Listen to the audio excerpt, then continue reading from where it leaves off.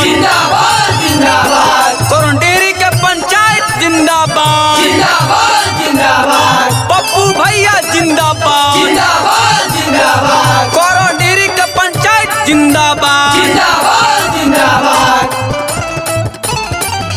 कि केहू कतनो कुछ कही नहीं सुनिए राजा जी, केहू कतनो कुछ कही नहीं सुनिए राजा जी। सरपंच पप्पू भैया के चुनिए राजा जी, सरपंच पप्पू भैया के चुनिए राजा जी, सरपंच पप्पू भैया के।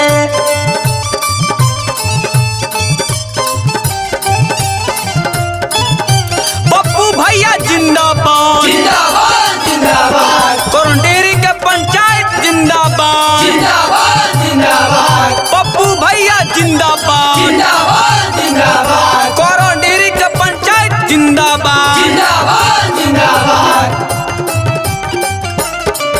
बदली समाज गौआई है खुशहाल हो, सारा लोगवा के भैया रखी है ख्याल हो।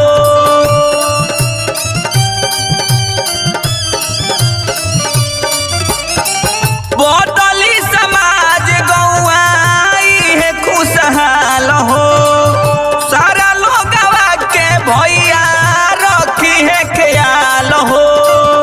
कि सबसे पहिले ई बतिया के गुनिहाए राजा जी, कि सबसे पहिले ई बतिया के गुनिहाए राजा जी। सरपंच पप्पू भैया के चुनिहाए राजा जी, सरपंच पप्पू भैया के चुनिहाए राजा जी, सरपंच पप्पू भैया के।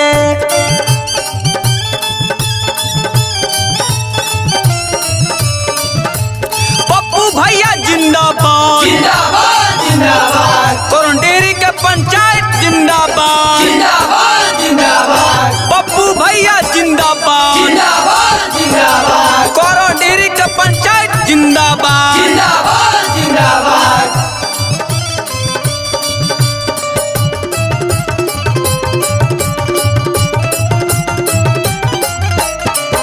पप्पू भैया मानवा के हवे बड़ा साफ हो, मुँह देख के ना करी है इंसाफ हो।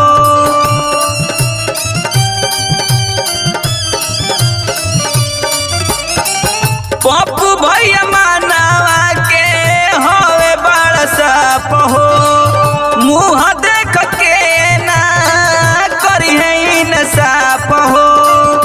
कि दोसरा लोगवन के साथ में न घूमिए राजा जी, कि दोसरा लोगवन के साथ में न घूमिए राजा जी। सरपंच पप्पू भैया के चुनिए राजा जी, सरपंच पप्पू भैया के चुनिए राजा जी, सरपंच पप्पू भैया के।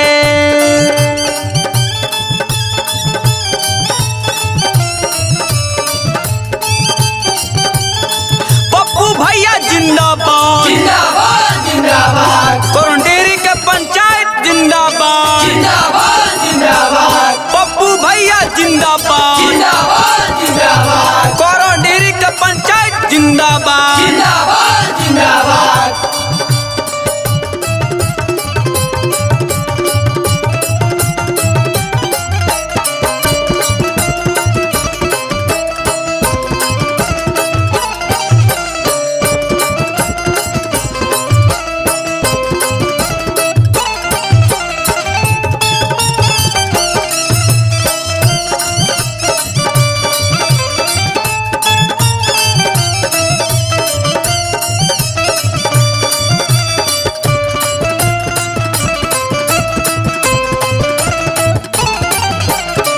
मिलल बा मौका पूरा फायदा उठाई हा, रंजित सरपंच से विजयी बनाई हा।